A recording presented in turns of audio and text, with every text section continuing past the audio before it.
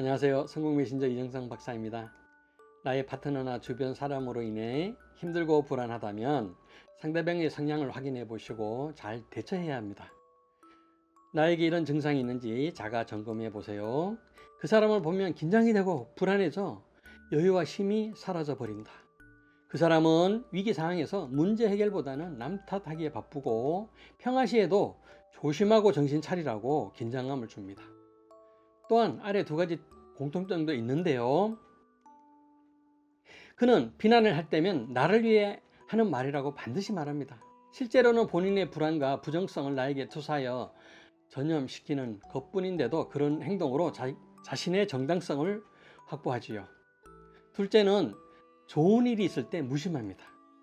기쁜 일에도 디스카운트를 해서 깎아내립니다. 그러다가 내가 약간의 실수라도 하면 내 말이 맞잖아, 이러니 내가 지적 안 할 수 없다며 설레발을 칩니다. 소소한 실수도 그냥 지나가는 적이 없이 필요 이상 반응해서 창피를 주는 것을 반복합니다. 열받는 일이죠. 이 사람은 일부러 칭찬과 격려를 하지 않는 것일까요? 부정적인 성향의 사람이 칭찬과 격려가 잘 안 되는 이유는 잘하는 것은 당연하니 관심이 없고요. 실수는 고쳐야 하니 못마땅한 것에 주로 반응을 해서 그렇습니다. 사람들은 어느 정도 자기 정당화를 위해서 남 탓을 하기도 하는데요. 원인은 본인에게 돌리면 너무 고통스럽기 때문에 외부로 기인을 해야 견딜 수 있기 때문이죠. 만약 나의 파트너나 동료가 이런 부정적인 성향이라면 그 사람의 부정성의 영향을 받고 가스라이팅 당해서 무기력하거나 우울, 또는 반대로 참을 수 없는 분노가 쌓이고 있을 수 있습니다. 문제는 그들의 부정성은 성격적인 측면이기에 몇 번의 대화로는 수정되기 어렵다는 것이 한계입니다. 또한 관계에서 이미 심리적으로 그 사람이 우위에 있을 수 있습니다. 정말 더 답답한 것은요, 이 사람은 모든 상황과 문제를 외부로 돌리는 사고방식이 습관이 되어 있어서 스스로 자각하거나 통찰할 일도 없고 반성할 일이 없어 잘 변화되지 않는다는 것입니다. 부정성만큼은 고쳐 쓰는 것이 아니라는 말이 떠오르게 변화의 시간이 오래 걸립니다.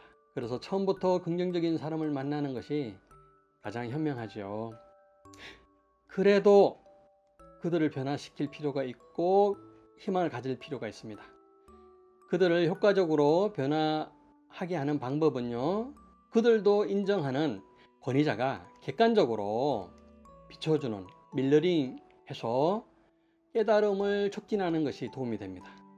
그러려면 충분히 훈련되고 경험 많은 전문가와 커플이나 가족 상담을 해야 효과가 있는 것이죠. 그런데 만약에 커플 가족 상담을 할 수 없다면 어떻게 해야 될까요? 상대방의 비난이나 평가에 바로 반응하지 않으면서 관심을 본인에게로 가져와서 자신을 챙기는 일을 먼저 해야 합니다. 상대방이 던지는 자극적인 그리고 부정적인 미끼를 바로 물지 않는 것이 최우선입니다. 내가 먼저 단단해지면서 시간을 갖고 지속적으로 소통하려는 마음을 덤덤하게 유지하는 것이 가장 좋습니다. 그 사람과의 관계에서 꼭 필요한 덕목이니 조급해하지 마시고요.